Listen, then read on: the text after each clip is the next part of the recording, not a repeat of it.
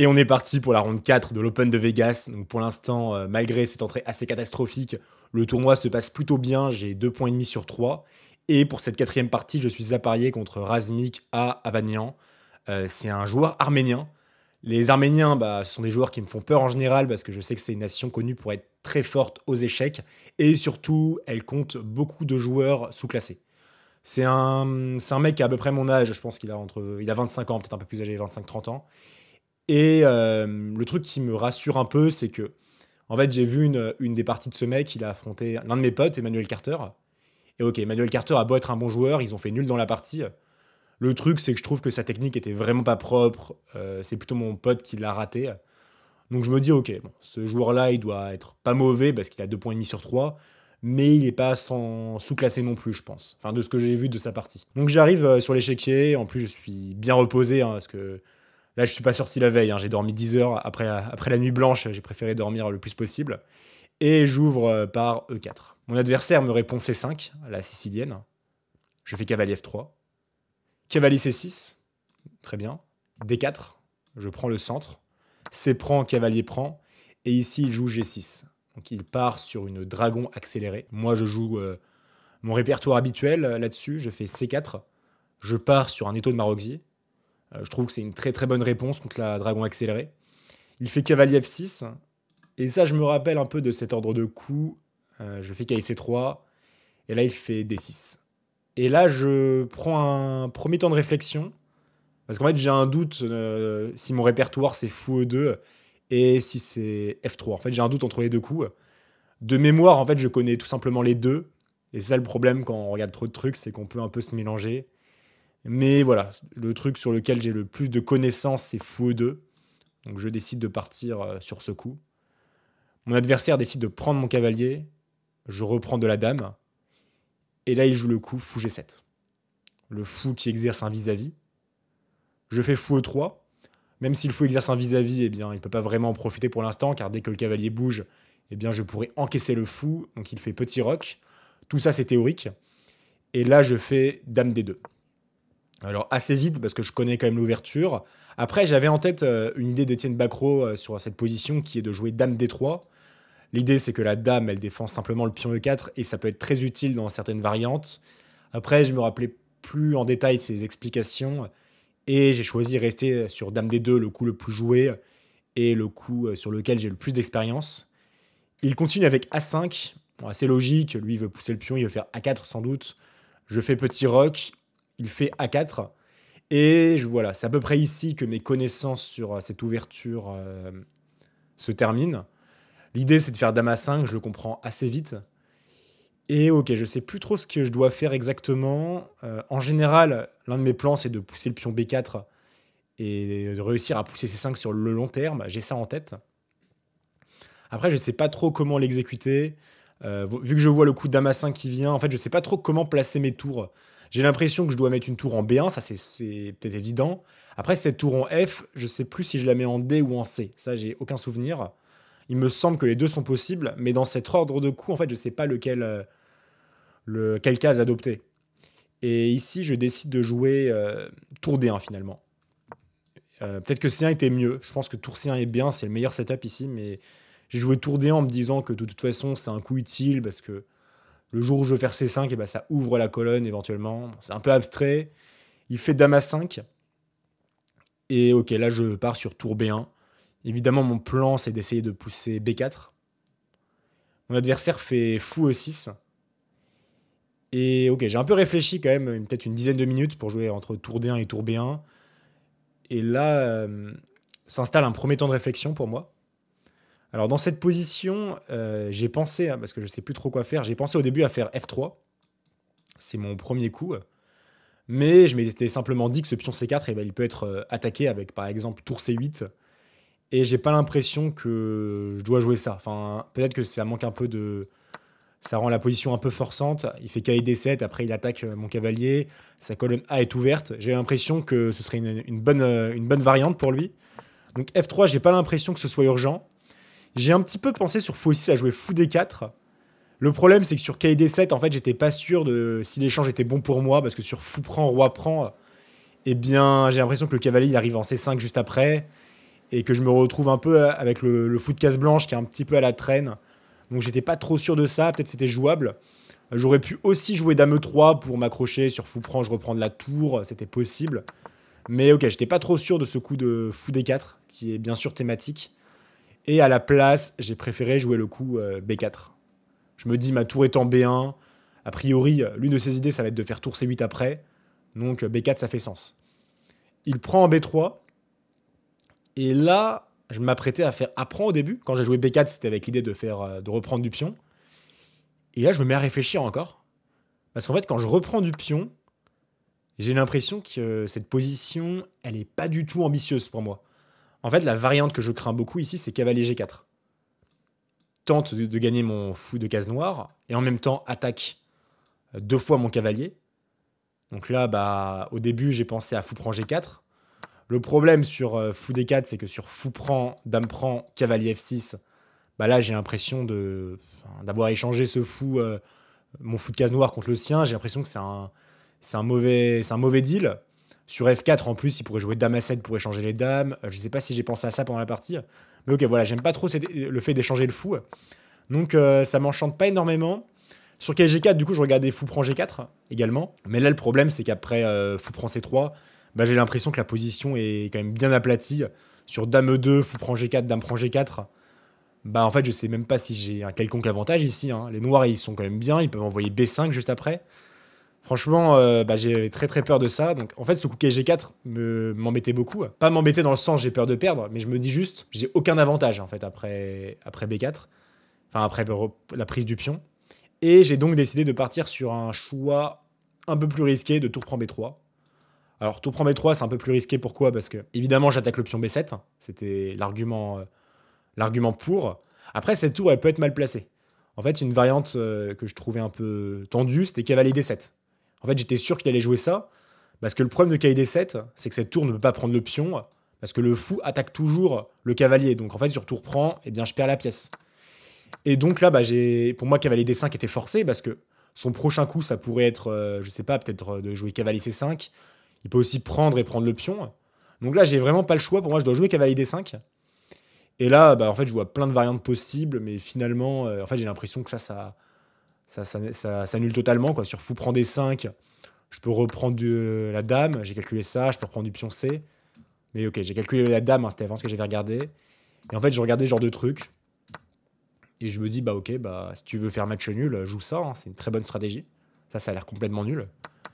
Et je me dis, ah bah putain, j'ai pas forcément envie de rentrer là-dedans. Le problème, c'est qu'en fait, j'ai pas tant de choix que ça hein, sur cavalier D5. En fait, je vois pas de variante qui, même, ne serait-ce, complique la position. Donc bah, ça me fait un peu peur. Je me dis, qu'est-ce que je vais faire sur cavalier D7? Et voilà, là, je mettais vraiment la tête dans mes mains pour essayer de trouver une solution. Et là, je souffle beaucoup parce qu'il joue KG4 à la place. Et KG4, c'est un coup que j'avais calculé également. Mais en fait, c'est le coup qui me faisait le moins peur, parce que là, je me dis simplement, ok, fou prend G4. Je suis très content d'échanger ce fou de case blanche, hein, parce qu'en général, dans la dragon, enfin sur le Maroxy, c'est souvent le mauvais fou. Donc fou prend G4, F3, fou E6, attaque mon pion. Et là, j'ai calculé KID5. Et ok, c'est un peu bordélique, mais déjà, ce qu'on remarque, c'est que la paire de fous, il n'y a aucune plus-value pour l'instant. Et puis voilà, je menace des trucs quand même. Je menace cavalier prend E7, je menace tour prend B7. Donc je me dis, bah, fou prend D5 forcé.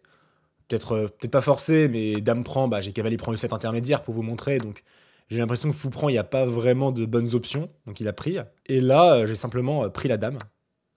Tour prend. Je prends encore un temps fou pour calculer l'ordre de coups, les détails, etc. Parce qu'il y a plein de trucs en prise. Et entre le pion C, le pion E et la tour, je ne pourrais pas expliquer comment j'ai choisi. Mais après du calcul, j'ai pris tour prend D5. Je propose d'échanger les tours. Évidemment, bah, il n'accepte pas, il reprend le pion. Et là, je fais tour prend B7. Et ok, cette finale, elle me paraît hyper bonne pour moi. Pourquoi? Je me dis déjà, tous mes pions sont sur case blanche. On n'a pas de full couleur opposée, comme dans la variante précédente. Et j'ai l'impression que mes pièces sont plus actives que les siennes. Je tape sur le pion E7. Si le pion bouge, je mange le pion D6. Je vois des ruptures avec C5 possibles. Donc là, j'aime beaucoup ma position. Et ok, ça, je l'ai peut-être un peu sous-évalué, à vrai dire, parce que sur fou F6, par exemple, défendant le pion, bah, j'ai pas grand-chose. Hein. Ouais, au début, je crois que j'avais calculé le coup C5. Mais sur C5, bah ok, hein, D prend C5.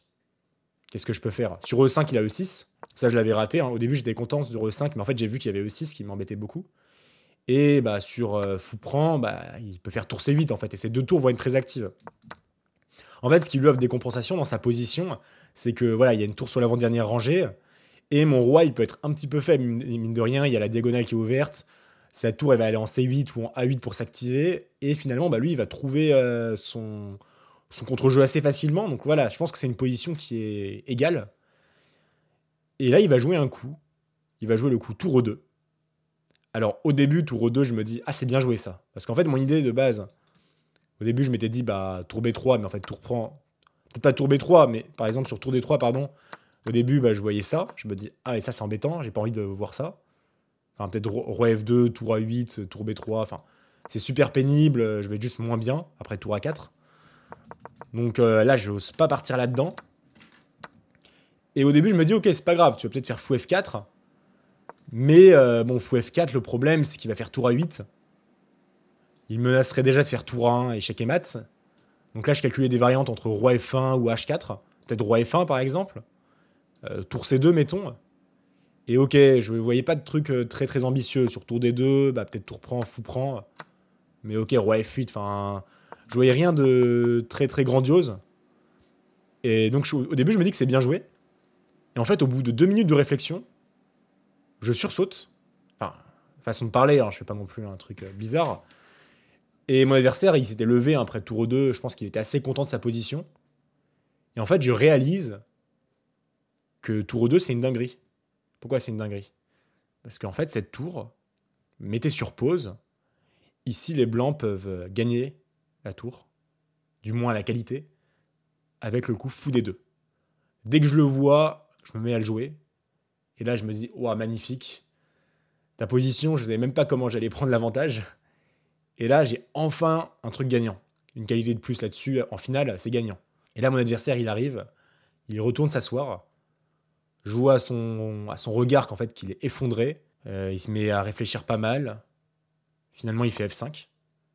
Je me dis, ok, je fais roi F1, j'attaque la tour. Normal, c'est l'idée. Fou des deux, roi F1. L'idée, c'est d'enfermer la tour. Il prend mon fou, il est obligé. Je prends son fou, enfin sa tour. Et après F prend E4, eh bien on s'aperçoit que sur tour prend E7, j'ai simplement une qualité de plus. Il fait E prend F3. Alors au début, je voulais faire tour prend D6, mais je me disais c'est quoi la meilleure technique pour gagner cette position? Et là, je m'étais dit quand même que G prend F3, ça gagne beaucoup plus vite. Pourquoi? Parce que sur tour prend F3, en fait, mon idée c'est de faire tour F2. C'est la partie. Et ce que j'aime bien en fait avec tour F2, c'est que j'ai l'impression que ça force l'échange des tours. Parce que sur tour bouge, par exemple, eh bien j'ai tour E8. Et là, ça me ferait gagner le fou. Parce qu'après, il y aurait tour prend. Donc là, je me dis, bah ça c'est propre. J'aime bien la technique, je me dis, bah ok, tour prend, roi prend, c'est la partie. Et là, j'ai une finale que j'estime complètement gagnante. C'est vrai que ça pourrait faire peur à première vue d'avoir simplement une qualité de plus. Et lui, il a quand même un pion de plus que moi. Il a plus beaucoup de pièces. Donc c'est vrai que ça pourrait semer le doute. Mais ce que j'aime bien dans ma position, c'est que déjà, je sais que la tour domine vraiment la qualité de plus dans ce genre de position. Et surtout, ma tour est sur la 7ème. Donc là, en fait, sans même véritablement calculer quoi que ce soit, à l'instinct, je sens que c'est complètement gagnant. Et au pire, je me dis, bah, si je me trompe, ok, juste, j'apprends un truc, quoi. Il fait fou E5, attaque mon pion. Je fais H3. Il fait H5. Au début, je vois pas trop où il veut en venir. Je fais roi F3. Il fait roi F8. Je fais tour B7. Il fait G5. Je fais tour H7. J'attaque ce pion. Et là, il joue le coup H4. Cette idée m'avait un petit peu surprise au début, je m'attendais pas du tout à ça. Et en fait, mon plan initial, c'était de faire roi E4, roi F5. Le truc, c'est que je dois quand même faire gaffe des fois à G4, puis on prend H3, H2. Enfin, ça pourrait être une idée. En vrai, il n'y a pas grand-chose, hein, c'est un peu abstrait. Mais je me dis, en fait, je pense que lui, il essaye de miser sur le fait que lui, sa position, elle est impénétrable. Après, moi, je joue roi G4, hein, j'y crois pas du tout, pour moi, elle est complètement gagnante.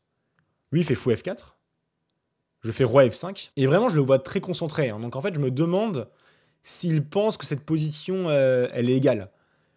Après, voilà, moi, j'y crois pas une seconde. Mais il me fait un peu peur. En fait, à être aussi obstiné, je me demande si j'ai pas raté un truc. Parce que, ok, je peux toujours me tromper, quoi. Et en fait, roi F5, j'avais une idée derrière la tête. Hein. C'est également monter le roi, mais j'avais pas que ça. Ici, il a joué roi G8. Et là, j'ai simplement fait tour prend H4. Et sur tour prend H4, il y a un long silence, on va dire. Et après quelques minutes, il me tend la main et il abandonne. En fait, pourquoi il abandonne, je vais vous montrer. Sur G prend, j'avais calculé une variante forcée, bon, pas très dur à calculer. Roi prend, roi F7, roi G5, roi E6, roi prend, roi E5. Je me demande s'il y a d'autres chemins pour gagner, mais bon.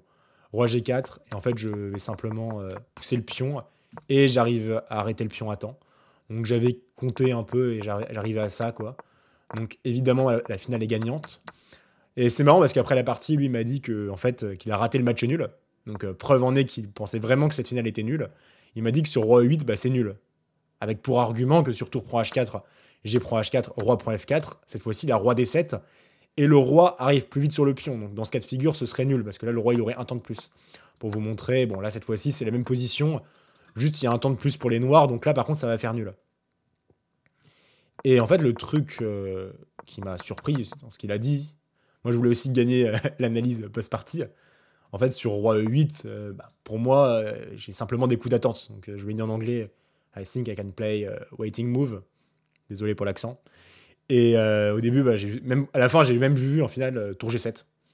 Avec, je pense, tour prend G7 qui est quasiment imparable. Genre, par exemple, roi F8, je peux faire tour prend G5. Et cette finale, bah, elle est gagnante du coup, parce qu'on se retrouve dans la même situation. Et sur roi D8, en fait, bah, ça marche. Parce qu'en fait, dans tous les cas, ça rapproche mon roi, donc ça me fait gagner un temps. Donc voilà, la finale était gagnante assez facilement au final. Et ça me met donc à 3,5 points sur 4 pendant ce tournoi. Donc bah, pour l'instant, tournoi qui se passe à merveille. Je rappelle que le premier prix, c'est 7 000 $ de cash prize. Pour l'instant, bah, je suis dans les premiers du tournoi. Il y a un seul ou deux joueurs qui ont 4 sur 4, mais je suis vraiment dans les tout premiers. Donc bah, on se rapproche peut-être d'un résultat, qui sait. Et on se retrouve donc pour la prochaine partie.